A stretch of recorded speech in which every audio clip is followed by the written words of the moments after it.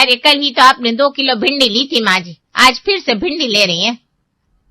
अरे 2 किलो भिंडी कैसे खत्म हो गई किसी को पता ही नहीं चला, मेरे हिस्से में तो आई ही नहीं, इसलिए आज फिर से लेनी पड़ रही है। 2 किलो भिंडी 4 लोगों में कम पड़ गई, हद है भाई। अरे अब क्या सोच रही है, लाना भिंडी।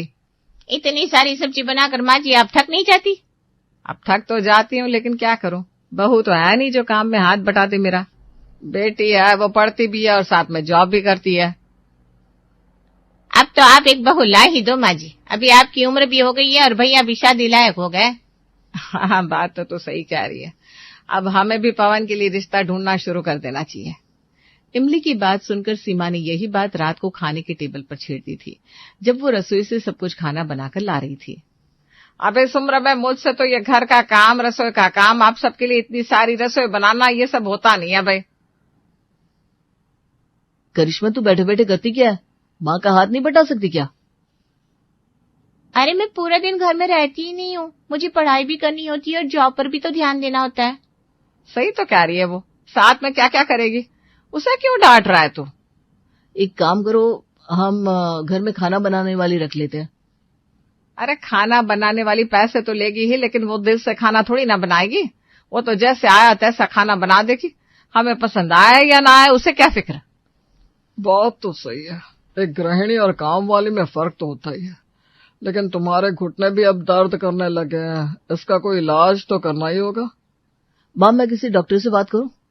अरे मुझे किसी डॉक्टर की नहीं, बहू की जरूरत है अब, जो इस घर को अच्छे से संभाल सके, हम सबका ख्याल रख सके और इसे अपना घर समझकर अपना सके। और ये काम तो भैया आप ही कर सकते हैं, बस इसके लिए मुझे मत कहना। अब चुप कर तू, बकवास मत कर। बकवास नहीं कर रही है, सच कह रही है, अब मेरी तकलीफ का इलाज तुम्हारे पास ही है। क्या माँ अब भी? हाँ पवन, अब हमें भी लगता है तुम्हें शादी के लिए हाँ कर देनी चाहिए। मैंने मोहन जी से बात भी की है, वो तुम्हारे लिए 2-3 रिश्ते लाए हैं।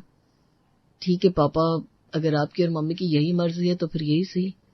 पवन के हाँ कहते ही पवन के लिए एक सुयोग्य कन्या की तलाश शुरू हो चुकी थी। सीमा ने काफी सारी लड़कियों को देखा, लेकिन उनमें से उसे कोई पसंद नहीं आ रही थी। अरे क्या हुआ माँ जी, आज आपका मूड जरा सा खराब लग रहा है, सब कुछ ठीक तो है ना? हाँ भाई ठीक ही है। ठीक आप बोल तो रही हैं, लेकिन लग नहीं रहा आपके मूड को देखकर, इसीलिए तो आप कितनी देर से बस हरी मिर्ची लिए जा रही हैं। अरे देखिए तो 1 किलो हो गई है। अरे नहीं, हरी मिर्ची 1 किलो नहीं चाहिए, वो बस आजकल ना कोई अच्छी लड़कियां नहीं मिल रही है, जिसे देखो या तो उन्हें बड़ा सा घर चाहिए या फिर आराम। हाँ आपकी बात सही है माँ जी, अब आजकल का जमाना ही ऐसा, क्या करें। लेकिन एक बात पता है, हम कल ही एक लड़की से मिले थे, क्या नाम था उस दीदी का, याद तो नहीं आ रहा। अरे हाँ, सुमन।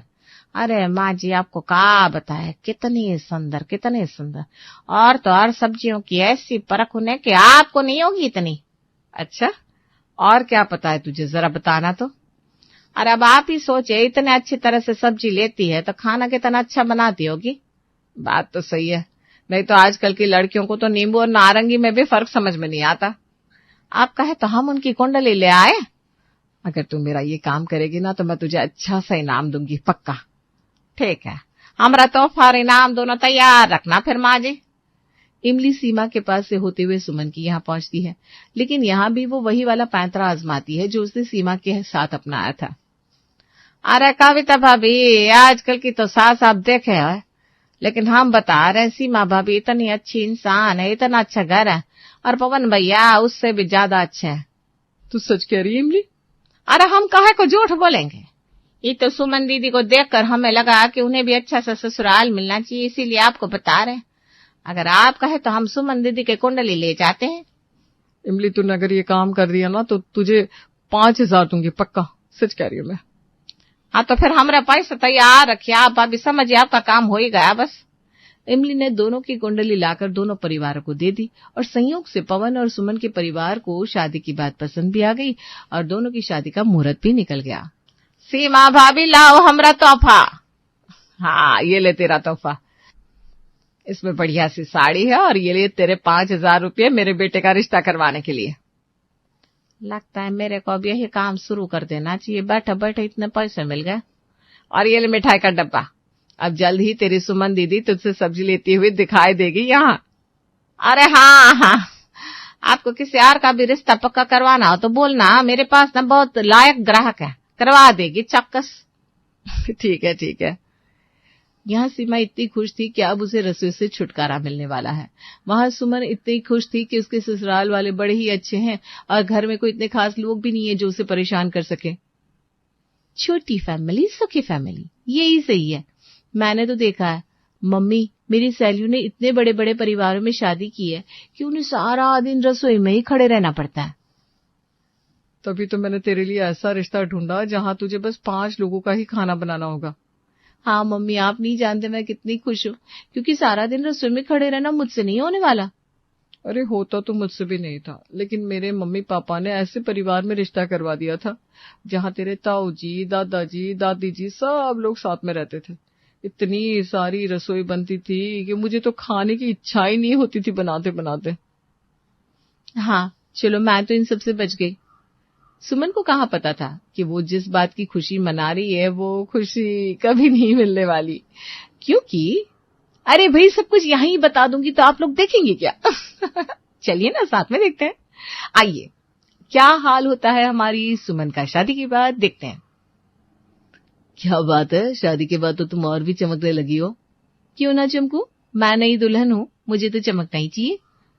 रसोई में भी ऐसे ही जाओगी? आज तुम्हारी पहली रसोई है ना? हाँ तो क्या हुआ, हम 5 लोग तो है, खाना बनाना ही कितना है, वो जल्दी बन जाएगा। ये साड़ी और कंगन में मैं बिल्कुल परेशान नहीं होंगी, आप चिंता मत कीजिए। अच्छा चलो, बात तो बस तुम्हारी सहूलियत के लिए कह रहा था, अगर तुम खुश तो हम भी खुश। हाँ चलिए अब नीचे चलते हैं, आज मेरी पहली रसोई है। अरे देखो तो मेरी नई बहू कितनी सुंदर लग रही है, बिल्कुल लक्ष्मी स्वरूप लग रही है। थैंक यू माँ जी। भाभी आप सच में बहुत सुंदर लग रही है। अरे नजर मत लगा मेरी बहू को। अच्छा बहू, आज तुम्हारी पहली रसोई है, आज तुम पहले कुछ मीठा बनाना और उसके बाद जो तुम्हें अच्छा लगे बना देना। आप सब पनीर की सब्जी और रोटी खाते हैं ना? हाँ हाँ बहू, तुम जो भी बनाओगे हम खा लेंगे, बनाओ जो भी बनाना है। कितने अच्छे हैं मेरे ससुराल वाले, कोई डिमांड ही नहीं है, जो भी बनाओ खा लेंगे। आओ बहू, मैं तुम्हें रसोई दिखा देती हूँ, चलो। जी माँ जी। सुमन रसोई में जाती है और देखती है कि इनकी रसोई नॉर्मल रसोई से कुछ अलग थी। यहाँ छोटे छोटे डब्बे नहीं, लेकिन बड़े बड़े डब्बे भरे हुए थे, वो भी राशन के। लगता है घर में पूरे साल का राशन भरवा कर रखते हैं मेरे ससुराल वाले। देखा बहू, ये है सारे मसाले, ये है राशन, ये है फ्रिज, यहाँ सब कुछ भरा हुआ है, अब तुम्हें जो बनाना है बनाओ। माँ जी वो पनीर है ना घर में, मैंने कहा ना मुझे पनीर की सब्जी और रोटी बनानी है। हाँ बहू, पनीर तो पड़ा हुआ है फ्रिज में, तुम जितना चाहे उतना ले सकती हो। ठीक है माँ जी। अगर किसी चीज की जरूरत हो तो मुझे बुला लेना। इतना कहकर सास चली जाती है रसोई से। अरे यहाँ तो 5 किलो पनीर पड़ा हुआ है, इतने पनीर का क्या करते होंगे? शायद शादी में खाना बनवाते वक्त बच गया होगा तभी यहाँ रख दिया होगा, लेकिन मुझे तो बस 200 ग्राम ही पनीर की जरूरत है। ये 2 टमाटर, अरे वाह सलाद भी पड़ा है यहाँ, चलो अच्छा है, मैं खाने के साथ सलाद भी काट दूंगी, खाने का स्वाद दुगना हो जाएगा। सुमन मीठे में मूंग दाल का हलवा बनाती है, पनीर की सब्जी, रोटियां, साथ में ककड़ी, गाजर, टमाटर, प्याज, मूली, सब में चाट मसाला डालकर एक अच्छा सा सलाद भी तैयार कर देती है। चलो खाना तो बन गया, अब टेबल पर लगा देती हूँ। अरे रसोई से इतनी अच्छी खुशबू आ रही है, खाना बना कि नहीं? हाँ हाँ खाना बन गया है, बस मैं आ ही रही हूँ। ये लीजिए खाना बन गया है, मैं खाना लगा देती हूँ। हाँ भाई जल्दी से लगा दो बहू, बड़ी तेज भूख लगी है। बहू ये इतने छोटे बर्तन में आज सब्जी क्यों बनाई है? छोटे बर्तन में? ये कढ़ाई इतनी बड़ी तो है। ये कढ़ाई कहाँ बड़ी है, इसमें तो मम्मी बस एक इंसान का खाना बनाती है। कुछ भी मजाक मत करो करिश्मा। मैं मजाक क्यों करूंगी आपसे भाभी, लगता है मम्मी आपको बताना भूल गई कि इस घर में सब्जी की क्वांटिटी कुछ ज्यादा ही खाते हैं। हाँ ठीक है ना, मैंने ज्यादा ही बनाई है सब्जी, देखो देखा ज्यादा है ना। ये ज्यादा नहीं है, इतनी सब्जी तो हमारे घर में पापा ही खा जाएंगे भाभी। क्या? हाँ बहू, मैं तुझे बताना ही भूल गई, यहाँ इस घर में रोटी भले ही 2 खाते हैं, लेकिन सब्जी कढ़ाई भर कर खाते हैं। सब्जी के बिना इनका पेट ही नहीं भरता। लेकिन मेरी गलती है, मैंने बहू को बताया नहीं था, इसलिए कोई बहू को कुछ नहीं कहेगा भाई। हाँ हाँ कोई बात नहीं, अब उसे पता चल गया ना, अब से वो ज्यादा बना देगी। ज्यादा मतलब कितना खाते हैं ये लोग सब्जी मम्मी जी? देखो, अगर हम लोग 5 लोग हैं ना, तो ऐसे समझ लो कि 15 लोगों की जितनी सब्जी खा लेते हैं बस। 15? तभी मैं कहूँ फ्रिज में 5 किलो पनीर क्यों पड़ा था। अच्छा, एक काम करते हैं, आज बाहर से ऑर्डर कर लेते हैं सब्जी। हाँ रुको, मैं भी कर देता हूँ। 5 सब्जी का ऑर्डर दे दो। 5 सब्जियां? सुमन के तो होश उड़ गए थे ये सोचते सोचते। अब उसे रोज पूरी जिंदगी 15 लोगों का खाना बनाना होगा। लेकिन अब ससुराल वालों को खाने के लिए मना थोड़ी ना कर सकती थी, इसलिए उसने इस चीज के साथ भी समझौता कर लिया। कोई बात नहीं सुमन, तू कर लेगी। कल तो सबने बाहर से ऑर्डर करके खाया है, लेकिन आज तो मैं सबको अच्छे से खाना खिला कर रहूंगी। आज मैं छोले बना देती हूँ और सबको अच्छे भी लगेंगे। एक काम करती हूँ, ये बड़ा सा बर्तन लेती हूँ और उसी में बना दूंगी। सुमन, आज सब्जी पर थोड़ा ध्यान रखना बेटा, अब तो तुम्हें पता चल गया है ना। जी माँ जी, मैंने कल देखा था वो नजारा, कैसे ये लोग एक रोटी के टुकड़े के साथ एक इंसान जितनी सब्जी खाता है उतनी सब्जी खा रहे थे। तभी मैं समझ गई थी मेरा कल्याण होने वाला है। मैंने इतने साल इस रसोई को संभाला है, मुझे पता है सब कुछ कितना मुश्किल होता है, लेकिन अब घर वालों को भूखा तो नहीं रख सकते। जी माँ जी, मैं समझ गई, आप चिंता मत कीजिए। मैं ना आज ये बड़े से बर्तन में छोले बना रही हूँ। आज सब्जी की कमी नहीं होगी किसी को। आज सब्जी की कमी नहीं होगी ऐसा सुमन को लगा था, लेकिन उसने जितने बड़े बर्तन में खाना बनाया वो सब कुछ साफ हो चुका था। खाली बर्तन पड़ा था और सब लोग एक दूसरे को देख रहे थे। और रसोई में क्या है? छोले? आपको क्या लगता है मैंने वहां छोले की नदी बनाई है, जो यहाँ इतने बड़े बर्तन में लाने के बाद भी अब वहां रसोई में छोले रखूंगी? आज छोले बड़े ही चटपटे बने थे, लेकिन ठीक है, अब मुझे इतना ज्यादा नहीं मिले तो कोई बात नहीं। अरे तुमने 3 प्लेट छोले खाए हैं? हाँ, तभी तो भाभी सिर्फ 3 प्लेट से मिले मुझे। सिर्फ 3? मैं यहाँ 4 चम्मच नहीं खा पाई हूँ छोले। कैसे लोग हैं ये? अरे कोई बात नहीं, कल बहू थोड़ी और ज्यादा सब्जी बना देगी, अब कोड़ मत करो, चलो। और ये सलाद तो किसी ने खाया नहीं? अरे सलाद तो ये लोग थोड़ा थोड़ा ही लेते हैं, आधा छोड़ देता है। ले जा बहू इसे। अगले दिन सुमन का सामना इमली से होता है, जहां वो सब्जी लेने बाहर आई थी। उसे देखकर पहले तो सुमन को बड़ा ही गुस्सा आया, लेकिन उसने कुछ कहा नहीं। क्या सुमन दीदी, कैसन है आपके ससुराल में सब? मैंने कहा था ना ऐसे ससुराल आपको नहीं मिलेगा। हाँ, ऐसा ससुराल और होगा भी कहाँ। आपकी बड़ी मेहरबानी जो आपने मुझे इस मुसीबत में डाला। मेरा मतलब है कि इस ससुराल में डाला। अभी आप एक काम कीजिए, 4 किलो बैंगन दे दीजिए। कोई मेहमान आ रहा है क्या दीदी? आपको तो पता ही इस घर के लोग सब्जी खाते नहीं है, बस उसमें डुबकी लगाते हैं, इसलिए 4 किलो ले रही हूँ। आपको तो पता ही होगा नहीं? लगता है इसको भी रोज बहुत सारी सब्जी बनानी पड़ रही है। देवारे में निकलती है, या ऐसा ना हो कि सुमन दीदी मेरे कोई पीटने ना लग जाए। क्या हुआ, आपको कुछ याद आ रहा है? कुंडली, रिश्ता, अच्छा ससुराल। मैं चलती है दीदी, ये लो आपके 4 किलो बैंगन। इमली तो सुमन से पीछा छुड़ाकर भाग गई, लेकिन सुमन इस मुसीबत से भाग नहीं पा रही थी। वो रोज जितनी भी सब्जी बनाती वो कम पड़ जाती, इसलिए अब उसे 2-2, 4-4 सब्जी बनानी पड़ रही थी। लेकिन आज जब उसने फ्रिज में सलाद की प्लेट को देखा तो उसके दिमाग की घंटी कुछ इस तरह बजी कि आज कुछ कमाल ही हो गया। क्या बात है, आज तो 2-2 सब्जियां हैं। हाँ लीजिए ना सब लोग, खाइए खाइए। आज तो खाने में मजा ही आ गया। सच में बहू, आज तो हमने पेट भर के खाना खाया। हाँ, आज बड़े दिनों बाद मैंने भी 4 प्लेट भरकर खाना खाया। आज पहली बार हुआ है कि इन लोगों को सब्जी कम नहीं पड़ी। मैं तो ये कभी नहीं कर पाई बहू। बस माँ जी, सब आपका आशीर्वाद है। सुमन रसोई में आती है और आज वो बड़ी खुश थी, क्योंकि आज किसी ने भी शिकायत नहीं की कि सब्जी कम है। लेकिन सीमा को चैन नहीं आ रहा था कि ये चमत्कार हुआ तो कैसे हुआ। बहू, मैं आज तक ये कमाल नहीं कर पाई हूँ, लेकिन ये तूने किया कैसे? अरे माँ जी कुछ नहीं, मैंने नोट किया कि ये लोग सब्जी तो अच्छे से खाते हैं, लेकिन सलाद को हाथ तक नहीं लगाते। बस मैंने सलाद की हरी सब्जी बनाकर सामने रख दी इनके। अब 4 किलो बैंगन के साथ इन्होंने सलाद की सब्जी भी खा ली, जिससे इन सबका पेट पूरी तरह से भर गया और हमारा काम भी हो गया। वाह बहू, तू तो बड़ी ही स्मार्ट निकली, सलाद की ही सब्जी बना दी। इमली ने सच कहा था, तू बड़ी ही स्मार्ट है, उसे तो इनाम देना ही पड़ेगा। मेरा तो मन उसे लात मारने का है। कुछ कहा क्या? नहीं कुछ नहीं माँ जी, मैं सलाद काट लेती हूँ कल के लिए। माँ जी, इसमें जरा पानी तो ला के देना। बहू तू प्लीज ध्यान से कर ये सब, कहीं तू गिर ना जाए। अरे मैं नहीं गिरती फिरती, ध्यान से ही तो करती हूँ सब। आप ना खामखा टेंशन लेते हैं माँ जी। दीजिए पानी, डालूं मैं अपने प्यारे प्यारे पौधों को। और हल्के हल्के से गाना गाते हुए मीशा, जिसे अपने गमले और उनमें डाले हुए पौधों से बहुत प्यार था, पौधों में पानी डाल ही रही थी कि अचानक से तेज हवा आई और उसका हाथ एक गमले पर लगा, नीचे सोसाइटी से। अरे मीशा, ये क्या तरीका है गुड मॉर्निंग बोलने का? सीधे मेरे सर पर पट से हेडशॉट। अरे शैला, क्या हुआ? I am so sorry. और मीशा भाग कर नीचे गई।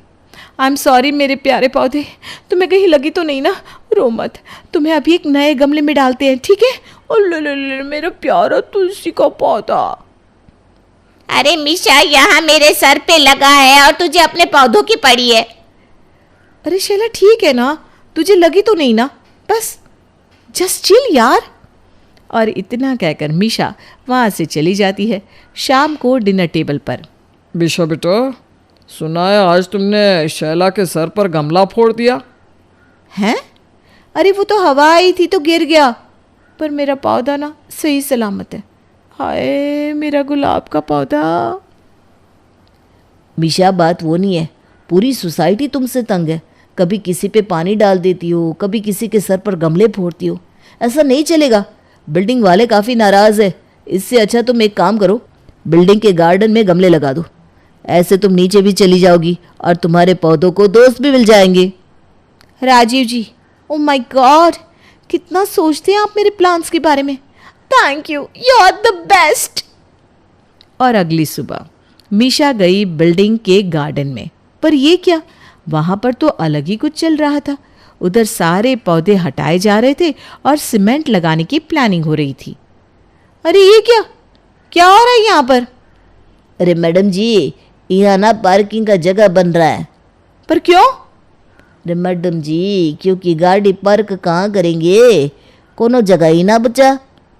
ये कहकर वो मजदूर चला गया, पर मीशा सोच रही थी, ओ गॉड, अब क्या, कुछ तो करना पड़ेगा। और अगली सुबह पूरी बिल्डिंग में शोर मच जाता है। ये क्या हुआ है? मैं अपनी गाड़ी पार्क कैसे करूं? आप तो पार्क करने की बात कर रहे हैं, मैं यहाँ से निकालूं कैसे? सामने इतने गमले रखे हैं। बच्चों को यहाँ ले आओ, हम गेट के अंदर नहीं आ पाएंगे। मम्मी, मेरे ऊपर मिट्टी गिर गई, मैं नहीं जाऊंगा स्कूल। अरे बेटा, ये कीचड़ कहाँ से आ गया? मैं तो नहीं जा पाऊंगी, ना ना ना। रात को मीशा ने अपने सारे गमले बिल्डिंग में पार्किंग की जगह पर रख दिए थे, पर अब ये बाकी के लोगों के लिए परेशानी हो गई थी। इतने में मीशा बाहर आती है सब्जियां काटते हुए और कहती है, क्या है भाई साहब, सुबह सुबह आप इतना चिल्ला रहे हो? और क्या खराबी है इन पौधों में? इतना अच्छा लग रहा है सब कुछ, सब हरा भरा लग रहा है, ताज़ी हवा आ रही है, और क्या चाहिए? अरे भाभी जी, आप देख नहीं रही, सबको दिक्कत हो रही है। आप प्लीज अपने गमले हटाइए और अपने घर में ले जाइए। हाँ, अपने घर में लगाओ भाई, जो भी लगाना है। अरे नहीं नहीं, उस दिन ये लड़की ने एक गमला मेरे सर पर फोड़ दिया। भाभी जी, गमला फोड़ दिया? माना कि शैला जी की भी जुबान पर कोई काबू नहीं है, पर इसका ये मतलब तो नहीं ना कि सच में सर ही फोड़ दोगे आप उनका। वैसे शैला जी, आपको चोट तो नहीं लगी ना? हैं? तुम चाहते हो कि मुझे चोट लगे? हैं? देखो, आजकल के बच्चों को कोई शर्म लिहाज ही नहीं रहा। अरे कोई मुझे यहाँ से पार करा दो। कोई ये प्लांट्स हटाओ, मुझे मच्छर काट रहे हैं। और ऐसे माहौल में मीशा चिल्लाते हुए कहती है, बस करो सब, गमले हटवाने आप लोगों को? जाओ, नहीं हटाऊंगी, जो करना है करो। और अगर किसी ने ज्यादा होशियारी की तो मेरे हाथ में जो चीज पहले आएगी ना, मैं उसी से मार दूंगी। अरे इसके हाथ में चाकू है। अरे देखो जरा, सब पीछे हट जाओ। अरे सॉरी सॉरी, मेरा वो मतलब नहीं है, बस मेरे गमले कहीं नहीं जाएंगे, कह दिया, कहीं नहीं जाएंगे। अगली सुबह जब मीशा अपने गमले देखने गई तो ये क्या, गमले तो थे ही नहीं। मेरे गमले कहाँ गए? हाय, कहाँ है मेरे गमले? देखिए मैडम, आपके गमले हटा दिए गए हैं। इधर उधर देखिए, बाकी सामान के साथ होगा। मीशा को अब गुस्सा आ गया।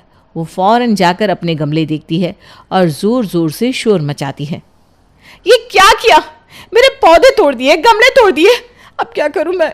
इतने नाजों से मैंने इनको पाला, इनका ख्याल रखा, इतनी केयर की थी, और इन्हें देखो, पार्किंग के लिए इन्हें फेंक दिया। अब देखो मैं क्या करती हूं। और इसके बाद मीशा ने जगह जगह उन पौधों को लगाना शुरू कर दिया।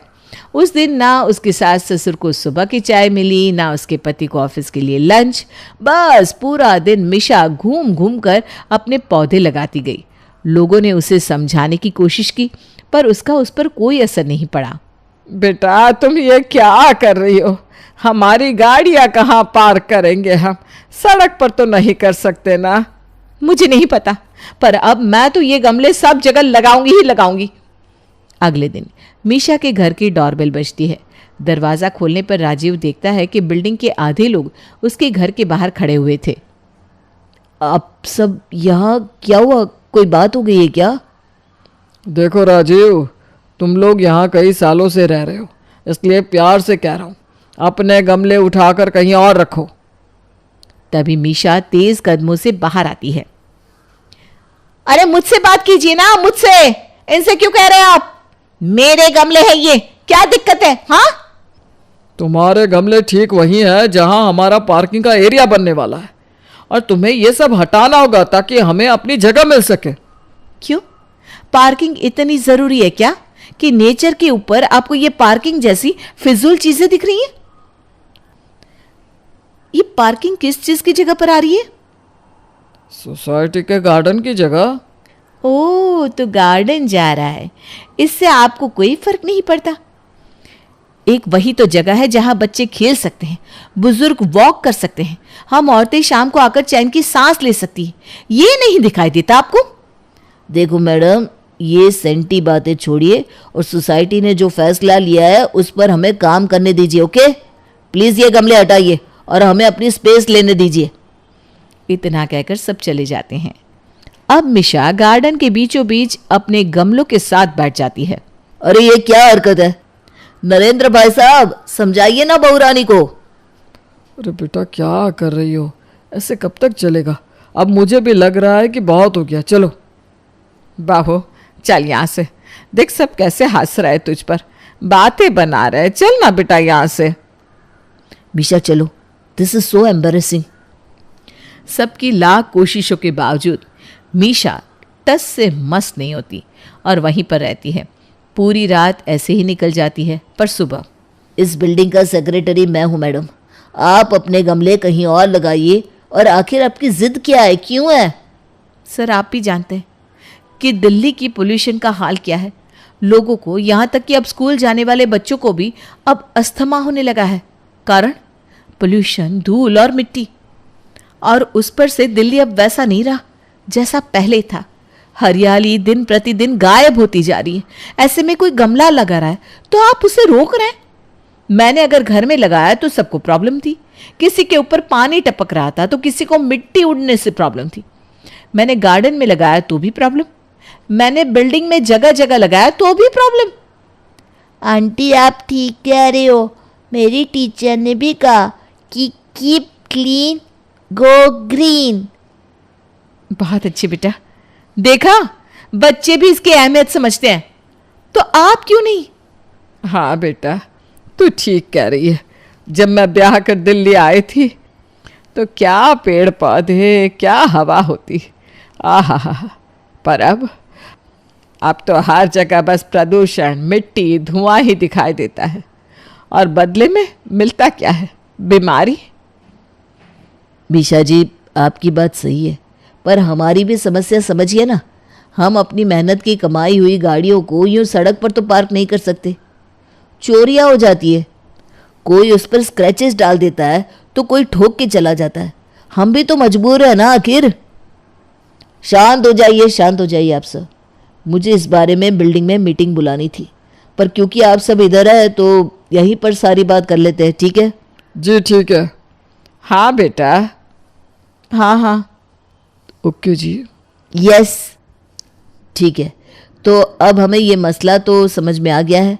पौधे चाहिए पर पार्किंग भी ज़रूरी है। इसलिए हम एक काम करते हैं, हम पूरी बिल्डिंग में और आसपास की बिल्डिंग्स में भी पौधे लगवाना स्टार्ट करते हैं। गो ग्रीन का नारा लगाएंगे और लोगों को बोलेंगे कि अपने घर और अपनी सोसाइटी में पौधे लगाओ, और आगे अपने दोस्तों और रिश्तेदारों को भी बताएंगे। क्यों, ठीक लग रहा है ना सबको ये? जी हाँ। ठीक है। पर ये करेगा कौन? हाँ, ये करेगा कौन? जाहिर सी बात है, हमारी लीडर होंगी मीशा जी। मीशा जी बिल्डिंग्स में जाके गमले रखने की जगह आइडेंटिफाई करेगी और ये तय करेंगी कि हम गमले और पौधों को कब और कहाँ लगाएंगे। क्यों, ठीक है ना? मीशा के तो होश ही उड़ गए। भाई, जिस सोसाइटी वालों ने उसके गमले बस कल ही तोड़े थे, वो इस सुझाव के लिए मान गए और वो उनकी लीडर बनेगी। इसके चेहरे पर तो अलग ही खुशी छा गई। जी हाँ सेक्रेटरी महोदय, अगर सबकी सहमति है तो मैं आज से ही ये काम करना स्टार्ट कर दूंगी। और इसी के साथ मीशा और उसकी सोसाइटी वालों ने मिलकर जगह जगह गमले लगाए और पौधे लगाने का इम्पोर्टेंस भी लोगों को समझाया। और तब से हमारे मीशा बहू का ससुराल बन गया ससुराल गमलों का। जगियापुर नाम के एक गांव में एक बहुत अमीर परिवार रहता था। उस परिवार में रामू सेठ अपनी माँ और बीवी के साथ रहता था। रामू सेठ की शादी को काफी समय हो गया था, परंतु उसकी बीवी मीणा की अभी तक कोई औलाद नहीं हुई थी। एक दिन की बात है। मीणा, शादी को बहुत समय हो गया है, परंतु हमारी कोई संतान नहीं हो रही। लगता है अब हमें किसी बड़े डॉक्टर से तुम्हारा इलाज करवाना पड़ेगा। हाँ जी, आप बिल्कुल ठीक कह रहे हैं जी। अब हमें अपने संतान के लिए डॉक्टर के पास ही जाना चाहिए। ठीक है, मैं माँ से बात करूंगा और उन्हें इस बारे में बताऊंगा। ठीक है जी। अगली सुबह रामू सेठ अपनी माँ से बात करता है। माँ, हमारी शादी को बहुत समय हो गया है, परंतु हमें अभी तक कोई संतान नहीं हुई। मैं चाहता हूँ हमारी भी एक संतान हो, इसलिए मैं मीणा का इलाज किसी अच्छे बड़े डॉक्टर से करवाने की सोच रहा हूँ। हाँ बेटा, ये तो तुमने बहुत अच्छा सोचा। मैं भी चाहती हूँ कि तुम्हारी संतान हो और अपने पोते को खूब प्यार से खिलाऊं मैं। रामू सेठ की माँ ने ये बोलकर साफ दर्शा दिया था कि उसे तो सिर्फ और सिर्फ एक पोता चाहिए था। ये बात रामू सेठ के दिमाग में भी घुस गई थी, परंतु वो अपनी माँ के इस जवाब पर कुछ नहीं बोलता और अपनी बीवी मीणा को एक बड़े डॉक्टर के पास ले जाता है। दोनों वहां जाकर अपनी सारी परेशानी बताते हैं। ठीक है, आपका एक पूरा मेडिकल कोर्स चलेगा जिसमें आपको बिल्कुल भी लापरवाही नहीं करनी, तभी आपको संतान हो पाएगी। जी डॉक्टर साहब। रामू बीवी मीणा की ट्रीटमेंट शुरू करवाता है और डॉक्टर का कोर्स चालू करवा देता है। कहीं ना कहीं उसके मन में यही बात थी कि वो अपनी बीवी का इलाज करवा रहा है और इसलिए उसकी एक संतान लड़का ही होगा। उसकी बीवी मीणा एक बेटे को ही जन्म देगी। देखते ही देखते कुछ दिनों बाद मीणा एक संतान को जन्म देती है, परंतु वो लड़का ना होकर एक लड़की होती है। मीणा पुत्री को जन्म देती है और वो अपने बेटे को देखकर बहुत खुश होती है, परंतु उसका एक पुत्री को जन्म देना ना ही उसकी सास को पसंद आता है और ना ही उसके पति को। ये देख मीणा बहुत परेशान हो जाती है। आए दिन मीणा के घर में उसकी पुत्री को लेकर कभी मीणा की सास उसे सुनाती तो कभी उसका पति। मीणा बहुत परेशान रहती थी। एक दिन की बात है, मीणा की सास मीणा को बहुत सुनाती है। इस पागल औरत ने जन्म भी दिया तो एक लड़की को। इसके इलाज पर मेरे बेटे ने इतना पैसा लगाया और ये औरत एक बच्चे को जन्म देती है। अरे शर्म से डूब मरना चाहिए। इससे अच्छा तो ये बांझ ही रहती तो सही रहता। मीणा को अपनी सास की ये बात सुनकर बहुत जोर से गुस्सा आता है। भाजी, आप ऐसे कैसे बोल सकते हो जी? मैं मानती हूँ मैंने एक पुत्र को जन्म ना देकर एक पुत्री को जन्म दिया है। आप चाहती थी कि मेरा एक पुत्र हो, परंतु इसमें मेरी क्या गलती है जी? और ना ही इस छोटी सी बच्ची की। अगर मुझे पता होता तो मैं अपना इलाज करवाती ही नहीं जी। इस लड़के से क्या हमारा वंश चलेगा? अरे तू खुद ही बता जो इसे पैदा करके बैठी है। माँ जी, ये मेरी और आपके बेटे की पुत्री है, आप इसके बारे में ऐसा कैसे बोल सकते हैं जी? ए पागल औरत, चुप कर, कुछ पता भी है? भाषण मत दे मुझे, आने दे मेरे बेटे को, आज देख तेरा क्या हश्र करवाती हूँ। कुछ ही देर में शाम हो जाती है और मीणा का पति रामू सेठ घर पर आता है। रामू की माँ रामू को सारी बात बताती है। बेटा, तेरी बहू तो दिन पर दिन बहुत ज्यादा बदतमीज होती जा रही है। क्यों माँ, ऐसा क्या हुआ?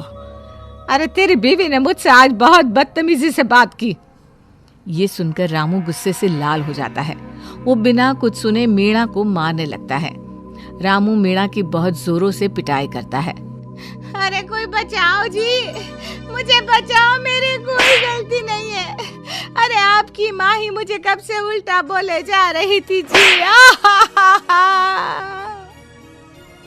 रामू सेठ मीणा की एक नहीं सुनता, उसे और उसकी बेटी को घर से बाहर निकाल देता है। मीणा अपने पति के आगे हाथ पैर जोड़ती है। मुझे माफ कर दो जी, मैंने कुछ नहीं किया, मुझे घर से बाहर मत निकालो। इस छोटी सी बच्ची को लेकर कहाँ जाऊंगी जी? आजकल जमाना कितना खराब है, मुझे माफ कर दो जी। नहीं नहीं, अब तो तू घर से निकल ही जा। मैं ये बिल्कुल भी बर्दाश्त नहीं कर सकता कि कोई भी औरत मेरी माँ से उल्टा बोले। तो मैं तुझे तलाक दूंगा, दूसरी बीवी लाऊंगा जो मेरे घर का वंश चलाएगी। देखते ही देखते रामू मीणा को धक्के मार के बाहर निकाल देता है। मीणा बहुत रोती है, परंतु उसकी कोई नहीं सुनता। वो अपनी छोटी सी बेटी को लेकर फुटपाथ पर रहने लगती है। वो अपना और अपनी बेटी का पेट पालने के लिए लोगों के घरों में काम करने लग जाती है। मीणा और उसकी बेटी सड़क के किनारे ही एक झोपड़ी डालकर रहने लगते हैं। समय बीतता है। मीणा की बेटी सोनिया बड़ी हो जाती है। मीणा उसे वहीं पास के सरकारी स्कूल में दाखिला करवा देती है। वो अपनी बेटी सोनिया से कुछ नहीं छुपाती थी। वो अपनी बेटी को सारी बात बताती और उसे बहुत प्यार करती। सोनिया को पता था कि उसकी माँ उसके लिए कितनी मेहनत करती है, इसलिए वो दिन रात मन से पढ़ाई करती थी। मीणा चाहती थी कि उसकी बेटी सोनिया बड़ी होकर IPS अफसर बने और उन तमाम औरतों को इंसाफ दिलवाए जिन्हें उसकी तरह दिक्कतें आ रही है। सोनिया भी बहुत पढ़ाई करती है और देखते ही देखते उसकी और उसकी माँ की मेहनत एक दिन रंग लाती है। सोनिया IPS अफसर बन जाती है। माँ, आपके लिए एक खुशखबरी है। क्या हुआ बेटा, क्या खुशखबरी है? माँ, मैं एक IPS अफसर बन गई हूँ। ये बात सुनकर मीणा बहुत खुश हो जाती है। वो अपनी बेटी को खुशी के मारे गले लगा लेती है। माँ, मेरा बच्चा, आज तूने मेरी सारी मेहनत का फल मुझे दे दिया। माँ, IPS अफसर बनने के साथ साथ मुझे आपको एक और खुशखबरी भी सुनानी है। अब क्या खुशखबरी है बेटा? माँ, मुझे सरकार ने नौकरी के साथ साथ रहने के लिए एक घर भी दिया है। अब हमें फुटपाथ पर रहने की कोई जरूरत नहीं है माँ। ये बात सुनकर मीणा की आंखों में आंसू आ जाते हैं। वो अपनी बेटी को गले लगा लेती है। रोते हुए अपनी बेटी से कहती है, मुझे बेटा ना हुआ और एक बेटी हुई। तेरे कारण मुझे मेरे ससुराल वालों ने घर से बाहर निकाला था। आज वही मेरी बेटी एक काबिल अफसर बन गई है। अब तो मैं ठाट बाट से रहूंगी। माँ, अब आपको काम पर जाने की भी जरूरत नहीं है। अब आपकी बेटी बड़ी हो गई है और कमाने लग गई है। अब मैं बिल्कुल भी काम करने नहीं दूंगी आपको। आपने पहले ही मेरे लिए अपनी जिंदगी में बहुत परेशानी देखी है। अब मैं नहीं चाहती कि आपको किसी भी तरीके की तकलीफ हो। हाँ बेटा, तुम चिंता मत करो। तुम जैसा बोलोगी मैं वैसा ही करूंगी। पर याद रखना, तुम्हें जो सरकार ने इतनी बड़ी नौकरी दी है उसका कभी गलत फायदा मत उठाना। अपने काम के प्रति हमेशा निष्ठावान रहना। जी माँ, बिल्कुल, आप फिक्र मत करो। मैं अपने काम को पूरी लगन और मेहनत से करूंगी। इस कहानी से हमें ये शिक्षा मिलती है कि हमें लड़का और लड़की को एक समान देखना चाहिए। ये कहानी शुरू होती है विद्या सदन से, जहाँ विद्या अपने पति, बेटे, बहू और पोते पोतियों के साथ रहती थी। सुबह सुबह विद्या की सहेली विमला बड़बड़ाते हुए उसके घर आती है। ब्याह कर इन बेटियों को इनके घर की करो और उसके बाद भी घर का कलेश खत्म ही नहीं होता। अरे क्या हो गया विमला, ऐसा क्यों रो रही है तू? अरे तो कैसे बर्दाश्त करूं विद्या, पहले तो मेरी बेटी शादी नहीं करना चाहती थी, तो जानती है कितनी मुश्किलों से प्रिया की डोली उठवाई थी मैंने। 32 साल की कोई उम्र होती है शादी करने की। जब तेरी मेघा का बेटा 6 साल का हो गया तब तो मेरी बेटी दुल्हन बनी, और उसमें भी शादी के 4 दिन बाद ही यहाँ आकर बैठ गई। ये सुनते ही रसोई में काम कर रही प्रेरणा बाहर आकर कहती है,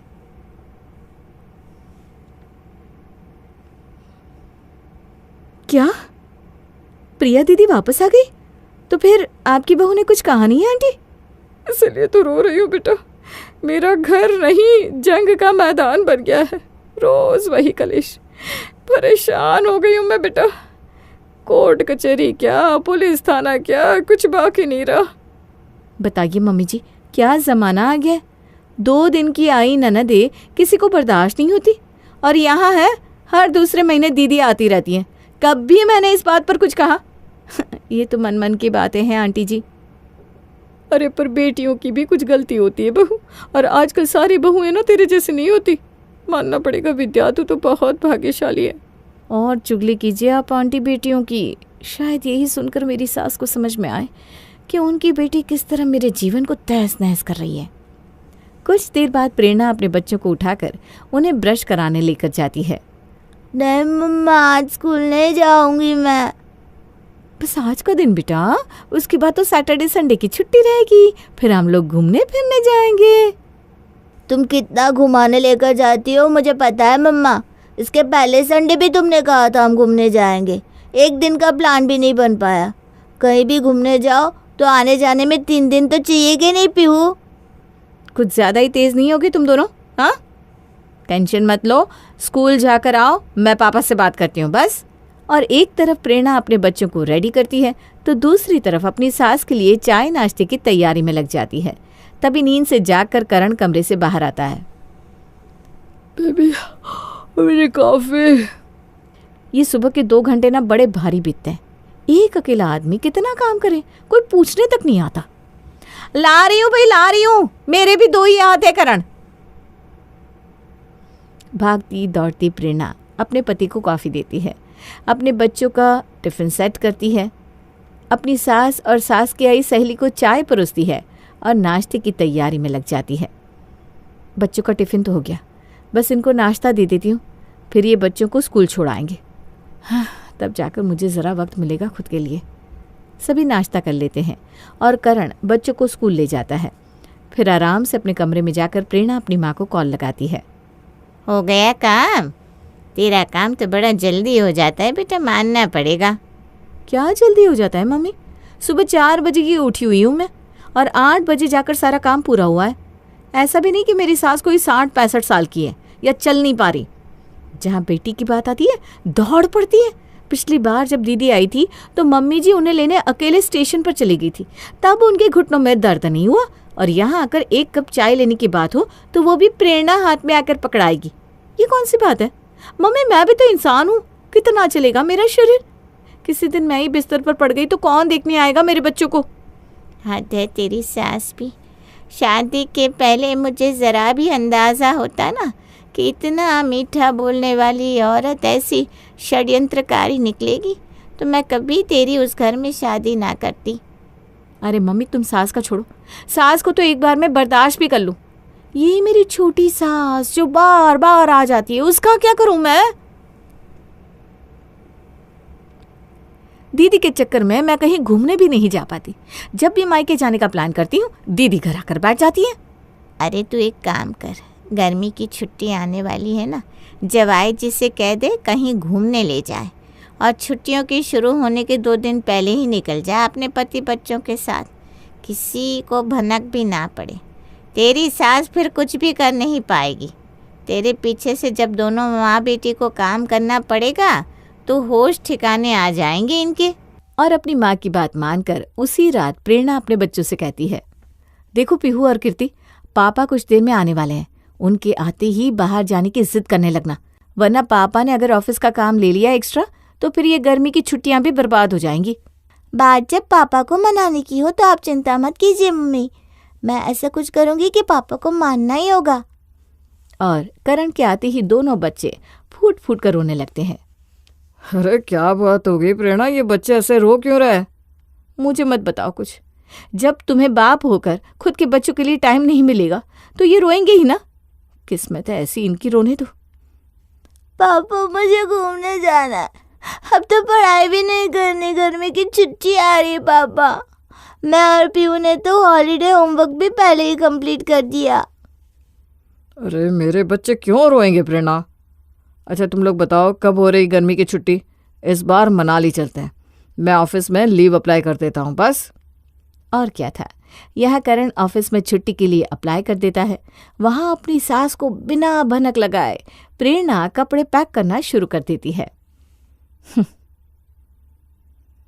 देखो तुम दोनों बच्चों, गलती से भी दादी के सामने ये मत कह देना कि हम घूमने जा रहे हैं। हम जिस दिन जाएंगे ना उस तारीख को डायरेक्टली दादी को सरप्राइज देंगे, ठीक है?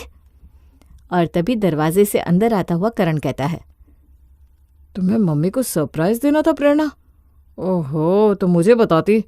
मैंने तो मम्मी को बता दिया कि हम चारों बाहर गांव जा रहे हैं। अभी तक तो उन्होंने 10 गांव के लोगों को भी बता दिया होगा फोन करके। सत्यानाश, 10 शहर को बता दे, बस दीदी को ना बताए। भागती हुई प्रेरणा अपनी सास के कमरे में जाती है, जहां वो देखती है कि उसकी सास उसकी ननद मेघा से ही बात कर रही है। हाँ बेटा, बस ये 4 लोग ही जाएंगे। नहीं नहीं, मुझे क्या टेंशन, मेरे लिए हर बार एक काम वाली तो रख ही देते हैं। तेरे पापा जी भी तो है ना साथ में, टेंशन की कोई बात नहीं है बेटा। बड़ी फिक्र करती है तू मेरी बच्ची। कब जा रहे मम्मी ये लोग? बस 3 दिन बाद। आज मंगलवार हुआ ना, शुक्रवार को निकल जाएंगे चारों। ये सुनते ही अगली सुबह मेघा अपने पति और बच्चों के साथ अपने मायके पधार जाती है। अरे भाभी कहाँ हो? नानी नानी। किचन में काम कर रही प्रेरणा जैसे ही अपनी ननद की आवाज सुनती है, तवे पर चढ़ी उसकी रोटी जल जाती है। ये क्या, दीदी आ गई? नहीं नहीं नहीं नहीं, ये मेरा वहम होगा। अभी तो बच्चों की स्कूल बंद भी नहीं हुई, अभी नहीं आ सकती।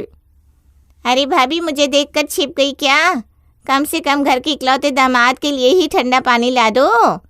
इतनी गर्मी में तुम्हारे घर आए हैं।